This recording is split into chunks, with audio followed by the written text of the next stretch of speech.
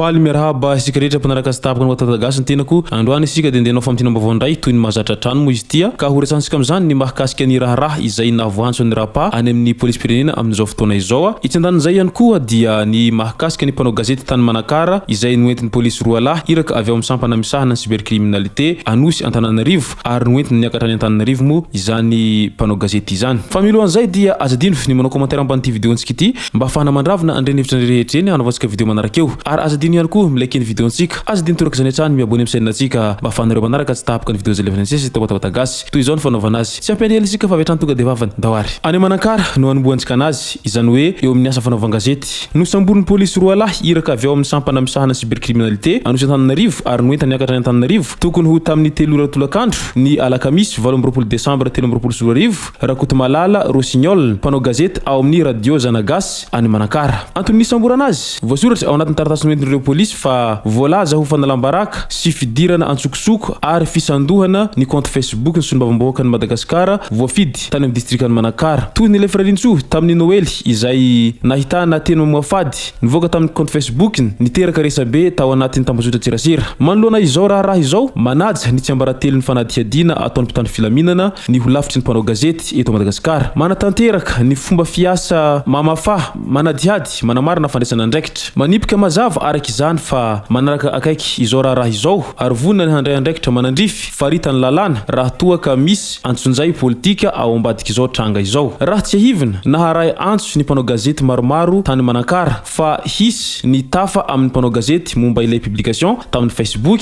tokony ho tamin'ny 12 ora sasany antoandro ny alakamisy 18 Desambra 2024 rehefa vory teo amin'ny toerana voalaza fa hanaovana fihonana ireto farany no tonga tampoka ny polisy mpanao fanadihadiana ny sambotra Rakoto Malala Rossignol mbola raha mahakasika ny polisy pirenena ihany voaantso hoeny amin'ny polisy tamin'ny malmaraina irapamini ilay mpanao rapy izay azo lazaina fa voahaingana noho ny sehosehatra teo amin'ny mozika mbola tsy fantatra mazava moa ny antony fampiantsoana azy ity na misy dirany sanganasany na amin'ny maha mpanao rapy azy marihina mantsy fa voahaingana ity mpanakanto ity no namoaka an'ilay hira vaovao mitondra lohateny hoe mifona rapa hira niteraka resabe tao amin'ny tambazotra Facebook fa hira mihantsy herisetra sy tsy mitondra hanatra fa voamaika aza mampirisika ny tanora hanaonao foana maro no sorena fa misy kosa ireo nankafy ny zararoa tokoa ny hevitra ho an'ny mpihaino satria ao koa no miteny fa mila hira masiaka sy miteny zava-misy tahaka ireny ny zavakanto tsy fantatra aloha raha misy ifandraisana amin'izany fa andrasana izay ho tohy ny raharaha mangidy ny elesy zany hoe ialahy sady tsy manao ratsy tsy mangalatra tsy mamono olona nefa voantso any amin'ny central hoy rapamini tamin'ny pejy no malmarainio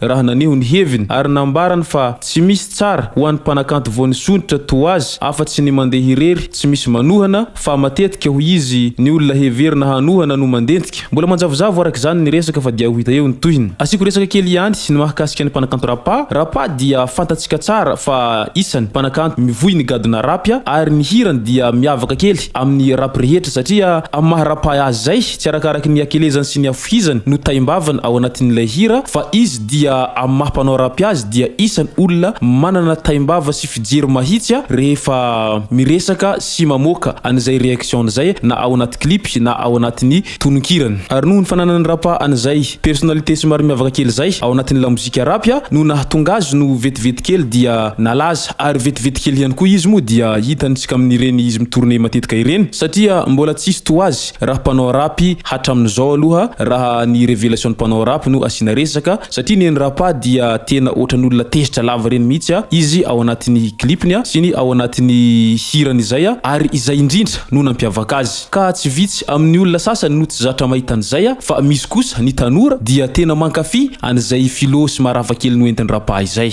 raha tompoko lasy tompoko vavy hamaranako an'ity vidéontsika ity ka manasitsika rehetra na commentaire ambany vidéontsika ity mba afahana mandravina andreny hevitra rehetra eny anaovantsika vidéo manaraka eo manasitsika ihany koa ilakeny vidéontsika ary manasitsika tanandroatrany abonné amin'ny chaîne-ntsika mba afahanareo manaraka tsy tapaka ny vidéo zay lefany amin'ny sesy tomatagasy tompoko lasy tompoko vavy mankasitraka de mirary soa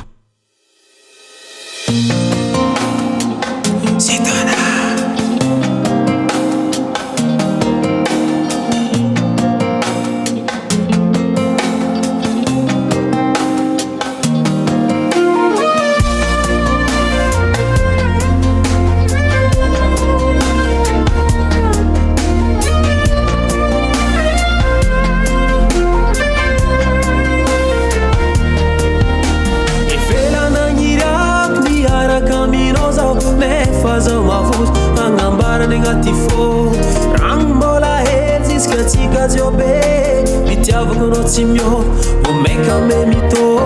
sasany anao tsiny falovy aminao zao tsiary fa mahery fitiavagna atolotro anao